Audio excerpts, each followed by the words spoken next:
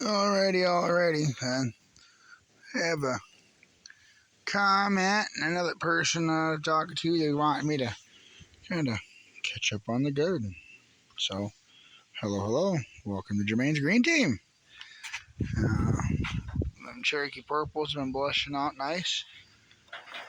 We've been popping them off and putting them up there because unfortunately we didn't get any of this row tied up. It just kind of went wild. It was a little bit of an experiment being up a little further north than what I'm used to being. I just wanted to see what exactly the seeds would do directly in the ground, and being all the way up here in Ogemaw County, we actually seeds directly in the ground. All we didn't even really till the soil either. All we did was we dug about maybe 2 solo cups worth of dirt out and then put in some soil mixture that we had amended with a few different amendments like volcanic ash, potash. There was a list of the different things we put in there. But we just put about 2 solo cups in each hole, no tilling, just let them go. We threw a good amount of seeds, and I did a selection, just cutting them until we had like 2 of the best ones in each spot. And neighbors rolling through. No. Nah. Patch. Little Pat. She's a character, I swear. She hears any kind of four-wheeler, dirt bike, anything, and she's out there trying to tell it to back off. Just as well as the other day, I gave Mama Kitty some chicken off them bucks we harvested. And sure enough,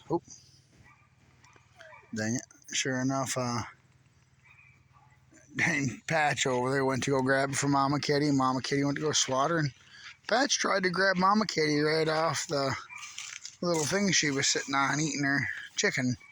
She wasn't backing down, so out of the puppies, we definitely have our hands full of Patch. But as you can see, the tomatoes that we started inside, they are starting to die back. If we had more of a season, we would be able to clean them up, hit them with another fertilizer after pick all the fruit because they're wanting to grow back. But we're getting ready to start getting the cold season coming around, so it's not going to happen.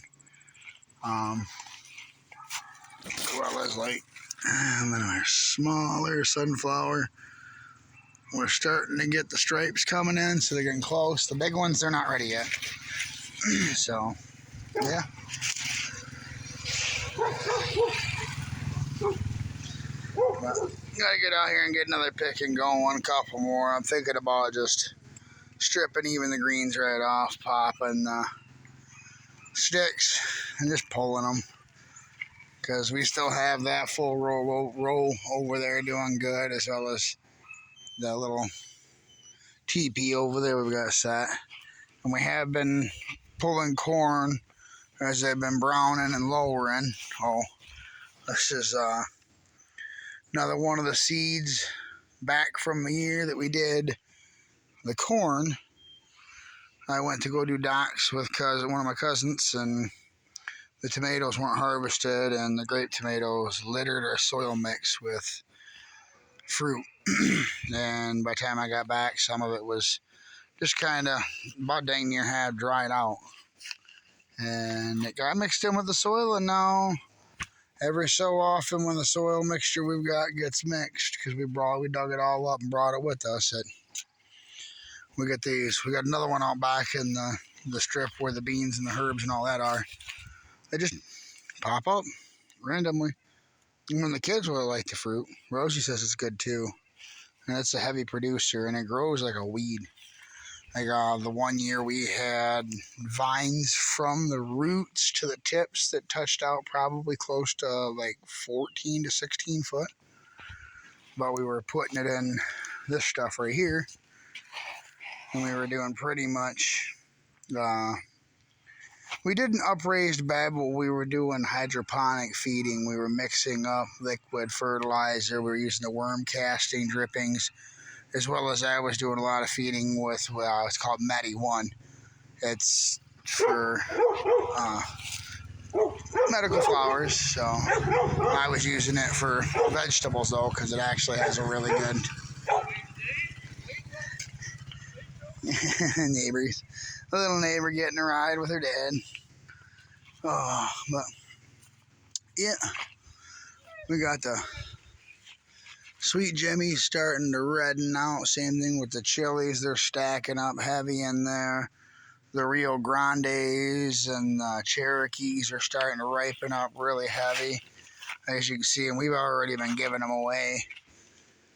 I just keep trying to get to canning them, but with everything we're doing being busy, and we seen the mail lady, we stopped her and handed a box over to her and had her just grab whatever she wanted and try to offer and whatever, but she grabbed a couple good handfuls and said thank you and was on her way, and we've been passing them out to the neighbors too as well. And just, yeah, we've got the jars, we've got the lids, we've got the rings, we got the propane to run the stove, got the pressure cooker to do it. Well, we won't even need that. That's just a hot water bath. Got to blanch them, so using them in hot water. I do know we are making salsa.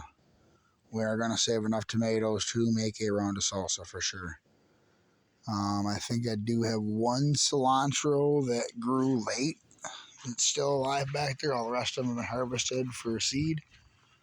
I'm not much for using coriander, but I am for cilantro. So all them cilantro seeds will be saved for next year, and we're going to plant a nice little patch of it.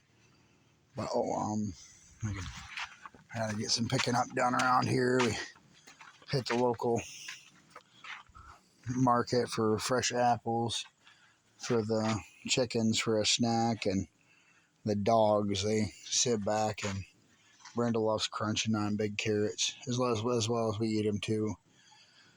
For the price in which it is these day and age, like you literally can go and buy a bag of deer apples, and people don't realize anything with big deer carrots. And you go buy a 30-pound bag of deer carrots. It was $13, and you can get 3 bags of mix and match. And we got 4 of the apples and 2 of the carrots, and we can can as much carrots as we need pretty much for the next year out of those 2 bags, and the animals can be even canning enough to have the kids. We could be able to can enough to have for the kids and have the dogs for a treat for carrots. And the apples, there's some of them that are a little bruised to the point in which you can't eat them, but they're pretty much cider apples. And like these ones right here, they're a little bruised up. This is nothing that frustrates me. CPS would be like, that's a bad apple. No, it's not. You shave that skin off and you zip off them couple bruised. This is like a dang good cider apple. This thing's amazing. Like, there's a couple of them in here that are, I would say, too bad, but you know what? They get turned into eggs. The chickens love them. The chamomile's been doing really good. The lavender we started from seed, that's doing really good. The peanut will be doing a lot better if the puppies didn't think it was a chew toy or a snack or whatever the heck they think it is. And we are going to have to do some separation of lemon balm. We're reaching out to a couple people around to see if they want some runners, because it's absolutely insane. And yeah, the puppies, for some reason, feel this is a play area. I don't know, I was kind of wondering if it's because I dumped my coffee here, and that's why that's the smell of coffee, but they've pretty much mowed down all the asparagus and killed our 2 best bean plants. I'm only going to get a couple seeds off that one, which is sad. All our beans, too, we've stopped harvesting. We stopped harvesting those probably about a week and a half ago.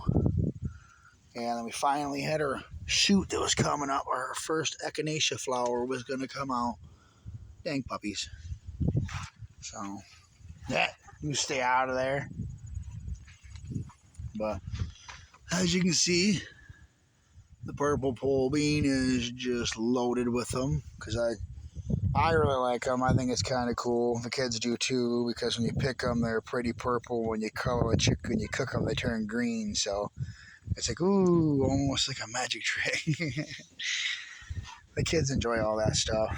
Like, we didn't get in the cauliflower or broccoli, because we have purple cauliflower and purple broccoli for the kids, because we found the best way to incorporate additional vegetables is get stuff that just looks different. It looks cool. Just like we had some purple sweet potatoes. You can grow those in Michigan, but you've got to start your slips early, dang near about in fall. I've seen some people, they were doing them a little bit later than that, but if you can go through from what I was also seeing other people, like in the colder climates, and then with sugar cane, you can harvest your crop, like for your potatoes. You harvest your vines and create your slips to be able to have ready to plant for the next year. You can throw them under grow lights, windows, whatever. You get a little stringy as long as they stay alive. That's all that matters. We use LED lights. And sugarcane, you can do the same thing in Michigan because you can actually cut out your nodes that are growing, just like they would do to replant, and harvest all your sugarcane. Plant your nodes after they've hardened, how they do what they do to put them back in the ground when they start rutting. And then you pop them in your planters and put them in a well-lit area, like a grower, like a Michigan room on the south side or a big south window. And they, or even like we do, LED lights. And they will grow up. And by spring, you can drop them in the ground. And by fall, rinse and repeat. You'll have decent sized sugar cane.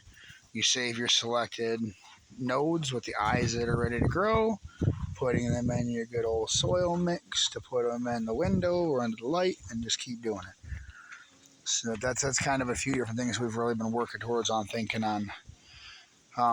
Big reason why is, I mean, it's just like right now I heard we got a boycott or something going on, or no, a strike over there. And any and every day the market and things in which we love could fall. Doing geothermal greenhouses or earth battery greenhouses to ensure southern or northern climates that are cold can ensure to have, we could literally grow dwarf coconuts, dwarf bananas.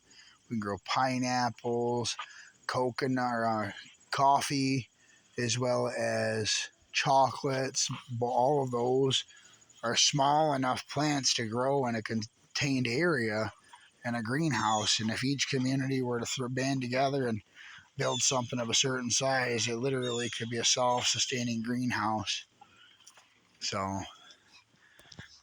there's no sense in us having to pay an arm and a leg and worrying about all the pesticides and everything that's getting sprayed on our food. When that's like I said, I've been working on it, drawing together. We do want to get a small structure built, kind of as the beginning of it. The rough draft, I should say.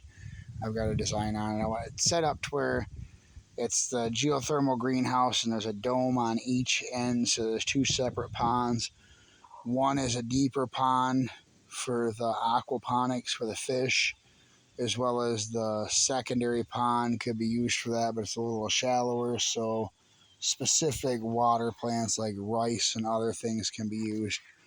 Because that area as well with the plants adds additional scrubbing of the water, as well as having all the water run through the planter specifically for all the dwarf coconuts, bananas, and everything else, where it all coincides. And there's a little bit too more on just kind of trying to, as a big puzzle, trying to stabilize an ecosystem enclosed. I know that people have done it time and time again, but I believe it can be done at a smaller scale to where individuals can have a fully capable greenhouse in the northern colder climates to where we can be able to any and all time have the tropical fruits and vegetables we enjoy.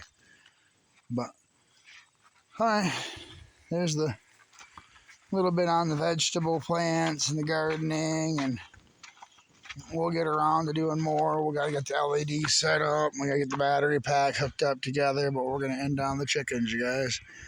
Chickens! How you guys doing? We're going to flay the fish up, empty the pond, and bury that, and run the little extra roof off there and do the tarps around it for the chickens. So, yeah. Well, remember, you guys, keep it growing. Remember, homesteading's the life. Winters are coming.